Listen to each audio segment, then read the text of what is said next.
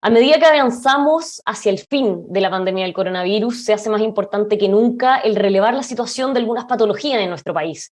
En la siguiente entrevista vamos a estar hablando de la situación particular de los niños que nacen con fisura de labio palatina en Chile. ¿Dónde están los desafíos? ¿A qué hay que ponerle ojo? ¿De qué se trata también esta patología? Todo esto lo vamos a estar conversando con Carmen Gloria Morovich. Ella es cirujana plástica, miembro del consejo de Smile Train, una fundación internacional que justamente está haciendo una campaña por este tema y además es experta, pionera en fisura de labio palatino en Chile. Carmen Gloria, buenas tardes, ¿cómo está? Hola Patricia, ¿qué tal? ¿Cómo estás? Muy bien, gracias, Carmen Gloria. Partamos hablando de lo que yo ya anticipaba, fisura de labio palatino en Chile. Queremos saber un poco cuál es la situación actual en nuestro país. Pero antes de eso, Carmen Gloria, quizás una pregunta más desde la ignorancia. Cuando hablamos de fisura labiopalatina, ¿nos estamos refiriendo a lo que popularmente se conoce como labio leporino? Exactamente. Lo que pasa es que la fisura labial corresponde a una falta de fusión del labio y hay algunos animales que tienen esta misma condición y por eso se asociaba y se llamaba labio leporino. Por eso, hoy por hoy nosotros tratamos de eliminar ese concepto porque es un poquito despectivo, digamos, en cuanto a la referencia. Y hablamos de fisura labial, fisura palatina o fisura labiopalatina, depende del caso. En Perfecto, ya. nuestro Entonces, entendiendo esa diferencia, fisura labiopalatina, ¿cuántas personas se estima que en Chile tienen esta patología, Carmen Gloria? Mira, más o menos con la natalidad que tenemos en este momento, tenemos 300 nuevos casos al año, que ha ido bajando porque ha bajado la natalidad. Pero si tú piensas que esto es acumulativo en los años y que tenemos los 300 de este año, los del año anterior y así, tenemos un volumen importante de pacientes que están en sus distintas etapas de tratamiento. Por lo tanto, de hecho, es una patología que está considerada dentro de las patologías GES, justamente por su relevancia, por la importancia y porque se consideró que era necesario darle una garantía de atención. Claro, y obviamente si está en el GES es porque son muchos los niños proporcionalmente hablando que pueden nacer con esta condición, ¿no? Exactamente. Además que es un tratamiento que no se hace en un día, es un tratamiento que es evolutivo en el tiempo. Imagínate tú que el protocolo GES considera el tratamiento de estos niños hasta los 15 años. Y no es porque, digamos, estén atrasados en su tratamiento, sino que porque cada una de las etapas se tiene que ir haciendo de acuerdo al crecimiento y desarrollo del niño, ¿ya? Y es por eso tú hacías mención de un llamado que está haciendo esta ONG, que es Smile Train, y que queremos que no haya ningún paciente en Chile que no tenga tratamiento. Y hay muchos pacientes que han quedado rezagados porque son adultos, porque perdieron su conectividad con su red de atención y por lo tanto queremos rescatar a esos pacientes para que puedan terminar su tratamiento y tener, digamos, una rehabilitación completa. Ya, es decir, Y en esta campaña de Smile Train, ustedes lo que buscan es convocar a todas las personas que quizás no se han hecho el tratamiento o llegar a esos padres que están teniendo un niño hoy en día recién nacido con esta condición para que efectivamente se traten y además tengo entendido que es de manera gratuita, ¿no, Carmen Gloria? exacto.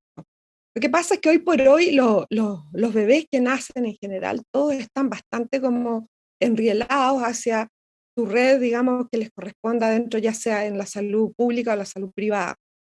Pero nuestro mayor énfasis va a ser en los pacientes mayores, en aquellos que no tienen cabida, por ejemplo, en los hospitales, porque, como te decía, el programa está protocolizado hasta los 15 años. ¿Qué pasa con los de 18? ¿Qué pasa con el de 45? Con el de 60 que no se hizo el tratamiento en su tiempo. Nosotros queremos rescatar todos esos pacientes y que estos pacientes se contacten a través de la página web smiletrainla.org y ahí ellos poder consultar cuál, digamos, podría ser la ayuda que se le podría brindar en cuanto a terminar con su tratamiento. Carmen Gloria, ¿y qué significa que exista hoy en día, por ejemplo, una persona de 18 años o de 60 años, como decía usted en el ejemplo, que no haya sido tratada antes? ¿Qué obstáculos no permitieron en el fondo que ese paciente haya sido visto en su momento como correspondía? Mira, a mí me ha tocado ver pacientes bastante mayores y generalmente se asocia a gran ruralidad y muchas veces a que se consideraba que esta anomalía era como un castigo que le llegaba a la familia, a la madre, y por lo tanto tenían como que aguantarse, ¿ya? Y tampoco, hay que pensar que tampoco antes había acceso a poder tratar estas patologías, y menos así en forma secuencial como se está haciendo ahora. Por ejemplo, a mí me tocó hace algunos años operar un paciente de 80 años que tenía su labio completamente abierto. Y el caballero, fíjate que lo único que quería era que cuando él estuviera en el ataúd, estuviera con su labio corregido. Imagínate, o sea, aún así tú ves de que por mucho que se hayan aguantado todas las restricciones y todas las incomodidades que le pueda producir esta patología, aún así estos pacientes quieren tener acceso y poder tratarse en algún momento. Y en ese sentido, obviamente aquí hay un tema de apreciación personal, de cómo uno se siente, cómo uno se ve, quizás algo más cosmético en ese sentido, pero ¿qué implica que una persona no se trate la fisura labiopalatina? Mira, no solo es cosmético, piensa tú en una paciente que no tiene compromiso de labio, pero tiene su paladar entero abierto. Es una tremenda incomodidad toda la vida para comer, para hablar, para comunicarse. Entonces, generalmente son personas que son muy retraídas, que no tienen mucho contacto con los demás, más bien están como dentro de su familia. Entonces, también eso hace que tengan menos escolaridad. O sea, hay una serie de consecuencias que se han ido como acumulando en el tiempo y que hace finalmente que sea gente muy retraída, muy rural, muy como abandonada en el fondo por la sociedad. ¿Y hay alguna estimación, no sé si pueden tener ese dato, quizás una idea de cuántas son las personas que por ABC motivo no se realizaron el tratamiento y hoy en día son ya adultos y en el fondo son a los que ustedes apuntan también en la campaña? Bueno, mira, la verdad es que es muy difícil tener un catastro porque en general uno cuando encuentra a veces en las campañas que nosotros hacemos, o incluso, por ejemplo, a veces viene la abuelita del paciente, entonces te mencionan que la abuela también tiene eso y que nunca se ha tratado. Uno en general a esos pacientes los trata de rescatar, pero así como saber un número exacto o parecido a pacientes que están sin tratamiento es difícil, porque cuando consultan uno en general les da la orientación, ¿ya? Por ejemplo, nos toca muchas veces que son familiares adultos del niño que nació. Entonces el niño tiene la oportunidad, va a consultar y ahí te consultan y dice, uy, mira, yo tengo una hermana que vive en el campo y que tiene lo mismo, pero que nunca se trató. ¿Ya? Entonces, eh, digamos, ahora que están los medios, que ustedes, digamos, son tremendos embajadores para poder divulgar toda la información, yo creo que es el momento para dar a esta gente esa información y que puedan acceder y no pensar, Claro, "No, yo ya soy muy mayor y no voy a tener acceso". No, esa es la idea, justamente. tratar de llegar a todos esos rincones, Carmen Gloria. Bueno, aquí yo lo decía al comienzo de la entrevista, son muchas las patologías que por el tema de la pandemia se vieron rezagadas en cuanto a las operaciones, porque claro, los hospitales tenían que hacerse cargo de toda esta otra situación. ¿Qué pasó con las operaciones específicamente de fisura labiopalatina? Mira, nosotros en general, todo lo que correspondió al cierre de labio y paladar lo consideramos como una cirugía prioritaria, ¿ya? Entonces, con todas las precauciones del caso, con todas las PCR posibles, en general yo te diría que se hicieron las cirugías primarias. Las que quedaron rezagadas fue, no sé, por el injerto óseo, el paciente que le tocaba la rinocertoplastía, la cirugía ortognática, todas esas cirugías que, si tú quieres, son más bien electivas. Entonces sí, porque tú puedes entender que un paciente que tiene su labio abierto y tiene todo abierto, necesita alimentarse, necesita empezar a hablar. Entonces, por eso ya era una cirugía que era como prioritaria y tenía cierta urgencia, sobre todo cuando nos empezamos a dar cuenta que esta cosa de la pandemia no duraba 1 ni 2 meses, ¿ya? Quizás al principio, claro, se suspendió todo, pero ya cuando empezó a prolongarse dijimos, no, sabes que esta patología no puede. Piensa tú que en el primer año de vida nosotros hacemos 2 cirugías en el paciente que tiene el labio y paladar. Se opera el labio a los 3 meses y el paladar alrededor del año. Entonces, no podíamos darnos el lujo de esperar tanto tiempo. Ya, o sea, si es que uno lo compara con otras patologías, no tuvo un rezago como sí existió en otras enfermedades, por ejemplo. Exacto, el rezago, como te digo, existió sí para los pacientes más Ujú. grandes, que no tenían como la prioridad. Eso sí, todavía estamos tratando de ponernos al día con esos pacientes. De hecho, hay muchos pacientes que desaparecieron, que sencillamente se apanicaron y no volvieron a control y lo hemos estado como llamando nuevamente para ver qué pasó con ellos, ¿ya? Carmen Gloria, hemos estado hablando de los desafíos que hay por parte quizás más de los pacientes, pero por ejemplo, si uno mira al cuerpo médico, ¿cuántos especialistas tenemos hoy en día en Chile que se dedican a esto?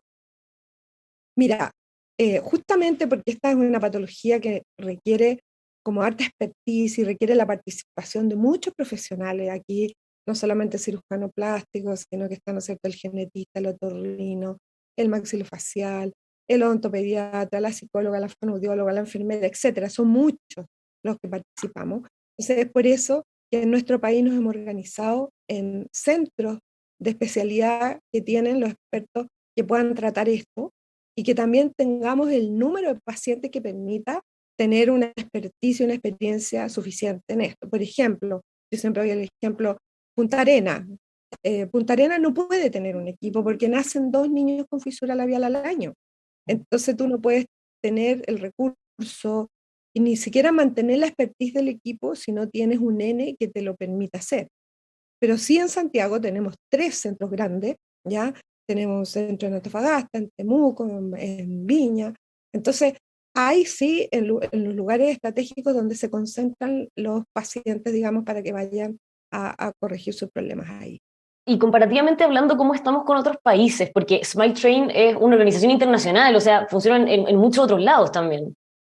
Mira, quizás es feo que yo lo diga, pero dentro de Latinoamérica, la verdad es que nosotros lideramos el tratamiento de la fisura. Es más, la Fundación GANS fue nombrada como centro de liderazgo en la formación, porque yo te diría que el gran plus que tiene Smile Train es que Smile Train potencia a los equipos locales para que sean mejores, además de ayudar a los pacientes, pero ayuda mucho a cuando de repente nos faltan insumos para la capacitación y no solamente de nosotros como chilenos, sino que aquí recibimos argentinos, peruanos, bolivianos, de todos nuestros países vecinos que vienen a entrenarse con nosotros. Y no solamente en cirugía, sino que en fonoaudiología, en psicología, odontología, etcétera. Entonces yo creo que nosotros en ese sentido estamos súper orgullosos de los estándares y resultados que estamos teniendo, sin duda. Bueno, quizás por eso se hace más importante que nunca que hablemos un poquito de esta campaña que están realizando con Smile Train. Cuéntenos de qué se trata, cuál es la meta, cómo y dónde la gente puede ayudar. Bueno, mira, esta campaña básicamente, como te decía, está orientada a rescatar los pacientes que están sin tratamiento, ¿ya? Sobre todo los que se han perdido, los que no han completado todas las etapas. Y entonces la idea es que se contacten a través de la página web www.smiletrainla.org y ahí le van a pinchar un lugar donde van a poder hacer o presentar su, digamos, qué es la consulta que ellos tienen y cuál es la duda, digamos. Entonces, de ahí se les va a contestar de que a qué lugar se pueden dirigir, qué es lo que, digamos, más personalizado hacia la persona que está haciendo la consulta. Y la idea es esa, ayudar a toda la gente que no lo ha hecho por medios económicos, digamos, o porque no supieron cómo hacerlo ni dónde hacerlo. Claro, o sea, en el fondo el llamado es a esas personas que no saben dónde están para que ingresen a la página y puedan efectivamente tratarse, pero también se puede donar, ¿o no? O sea, para todos nosotros, los que podemos hacer algo también al respecto.